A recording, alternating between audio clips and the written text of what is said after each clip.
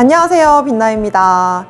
오늘이 발렌타인데이인데 저랑 그닥 상관없는 날이긴 하다면서도 컨텐츠용으로 하나 뭘 해볼까 생각을 하다가 발렌타인데이에 발렌타인 위스키 리뷰를 하면 너무 좀 식상하잖아요. 그래서 제가 발자 돌림으로다가 발베니 싱글몰트 위스키 소개와 리뷰를 준비해봤습니다. 아시죠? 저 끼워 맞추기와 깔맞춤 변태인 거. 자, 뭐 이런 연인들을 위한 날과 발베니가 전혀 상관이 없지도 않은 게 소개팅에 나가서 위스키를 마신다 혹은 썸남 썸녀와 위스키를 마신다라고 할 때 좀 점수를 딸만하고 분위기를 한층 더 좋게 만들어 줄 만한 위스키로 제가 늘 추천을 드렸던 게 바로 이 발베니 위스키거든요. 상대방이 엄청나게 위스키 취향이 선명하고 견고하거나 위스키 고인물이 아닌 경우라면요. 그냥 막 끼워 맞춘 게 아니라 진짜 그렇게 추천을 했었고 몇 가지 이유가 있는데 한번 들어보실래요? 첫 번째는 병 모양도 예쁘고 이름도 예뻐요. 그리고 브랜드 이미지가 좋습니다. 발베니, 영어 스펠링도 한글 발음도 너무 예쁘죠? 또 발음하기도 부드러워서 위스키는 거칠고 독한 술이다라는 선입견을 깨주는 이름을 가지고 있는 것 같아요.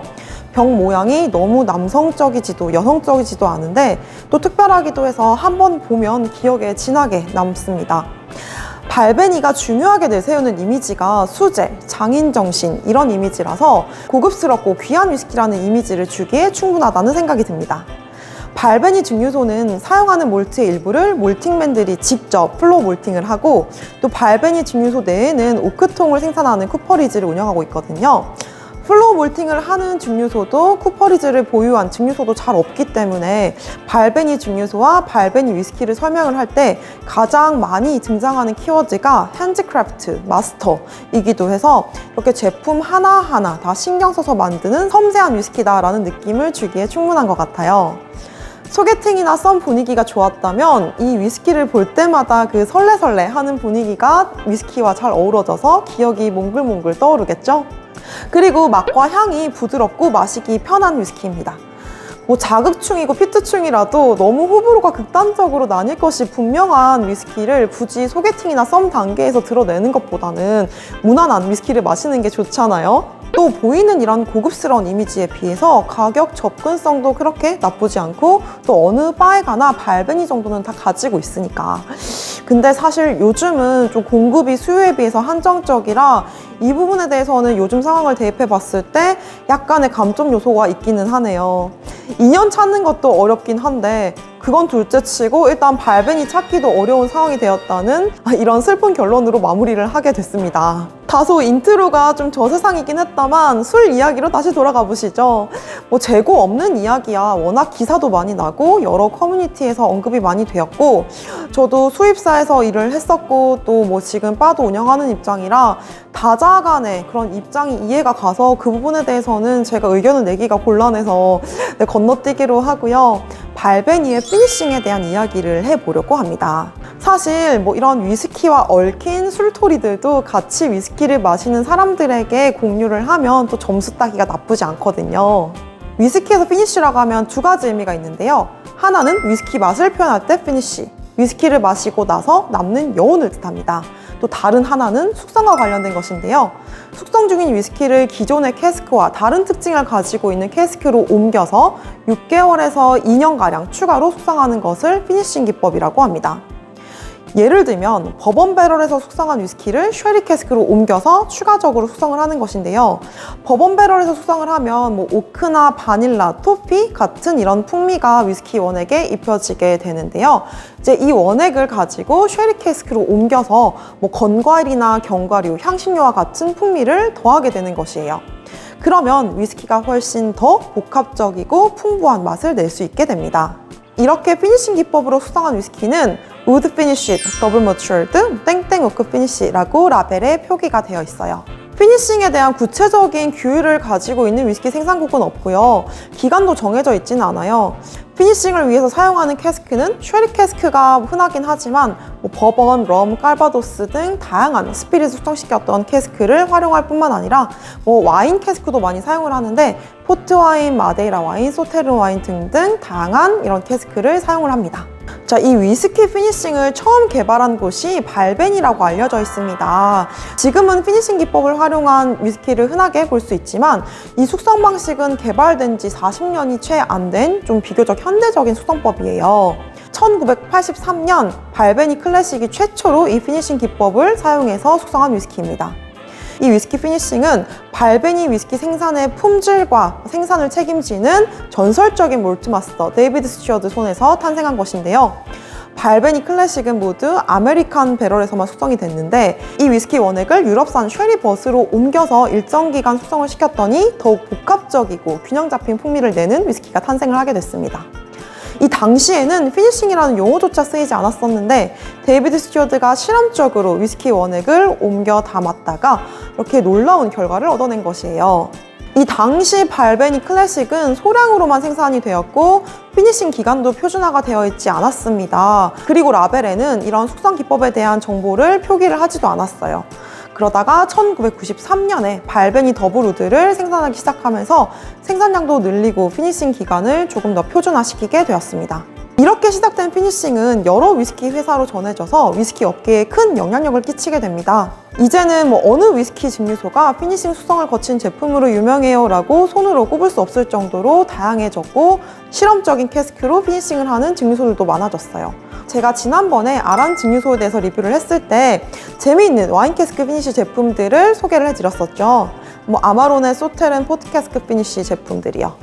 아란 위스키는 1995년에 설립된 상대적으로 역사가 짧은 증류소인데 증류소 설립 초기에 숙성 기간을 표기하지 않은 어린 위스키들을 출시를 할 때 제품의 범위를 넓히면서도 좀 소비자들의 관심도를 더 높이기 위해서 상업적인 의도로 피니싱을 활용한 제품들을 출시했다고 해요. 실제로 피니싱에 대해서 품질이 낮은 캐스크에 숙성을 한 원액을 사용하기 위해서 좀 마케팅으로 잘 포장하기 위해서 이런 기법을 사용한다라는 비판적인 의견도 있기도 하지만 이런 피니싱 기법 덕에 우리가 더욱 다양한 제품군들을 만나고 또 다채로운 위스키 풍미를 즐기게 된 것만은 확실하다고 볼 수 있을 것 같아요. 발베니의 코어 제품 라인업은 모두 캐스크 피니싱을 한 제품입니다. 더블우드 12와 17은 쉐리 캐스크에서, 캐리비안 캐스크 14는 럼 캐스크에서, 포트우드 21은 포트와인 캐스크에서 피니싱을 한 위스키예요. 자, 발베니 더블우드 12 리뷰해볼 건데요. 제가 아마 요 근래 다루었던 위스키 중에서 가장 대중적인 위스키를 리뷰하게 될 것 같아요. 자, 알코올 도수는 40도이고요. 아메리칸 엑스 버번 배럴과 혹스에 대해서 숙성시킨 원액을 올로로소 쉐리 캐스크로 옮겨서 9개월간 추가로 숙성을 시킨 위스키입니다. 국내에서도 싱글모트 위스키 시장의 성장과 함께 가장 가파르게 해마다 판매량을 올리고 있는 위스키입니다. 제가 영상에서 몇 번씩이나 말씀을 드렸었죠. 많이 팔리는 데는 다 이유가 있다. 네. 대중적인 입맛을 사로잡을 수 있을 만한 맛의 균형이 좋고 또 풍부하기도 한 그런 위스키예요. 발베니에서 가장 대표적인 제품 라인업이고요. 발베니의 몰트마스터 데이비드 스튜어드는 자신에게 가장 자랑스러운 순간을 꼽으라고 하면 이 발베니 더블우드를 런칭했을 때이다 라고 대답을 한다고 하는데요. 그만큼 발베니에서도 상징적인 위스키입니다. 한번 마셔보겠습니다. 되게 잔잔하면서도 부드러운 향이 느껴져요. 꿀과 초콜릿, 카라멜 향과 함께 건포도와 약간 꽃의 향기가 납니다.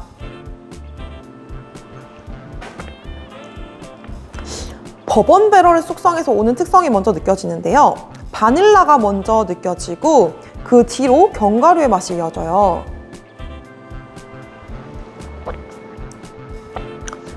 시나몬의 맛이 건과일의 맛과 함께 조화롭게 잘 어우러지고요.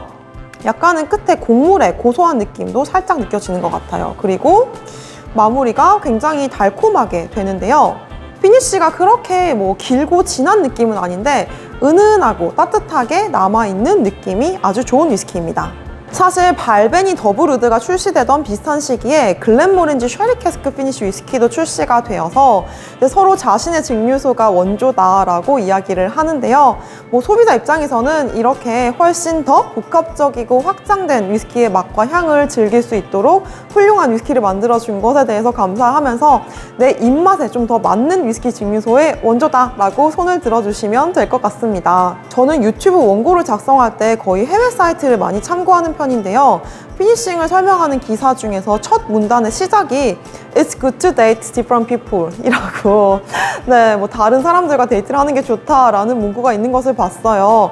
완전 틀린 말은 아닌 것 같기도 하지만 좀 우리 정서랑 안 맞기도 하고 상도에도 어긋나기도 하잖아요. 날이 날인 만큼 이 마무리는 아름답게 해야 되니까 제가 바에서 일을 하다 보면 연인끼리 위스키를 마시러 많이 오시는 걸 볼 수 있는데요. 위스키를 조금 더 잘 아시는 분이 연인에게 설명을 해주면서 함께 마시는데 너무 보기가 좋더라고요. 부럽기도 하고요.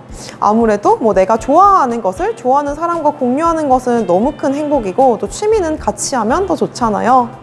캐스크를 반전시켜서 훨씬 더 풍부하고 복합적인 매력을 뽐내는 그런 피니싱한 위스키처럼 여러분들도 제가 전해드린 위스키 지식 잘 활용하셔서 뭔가 반전 매력을 뿜뿜 뽐내시는 데 도움이 되셨으면 좋겠습니다.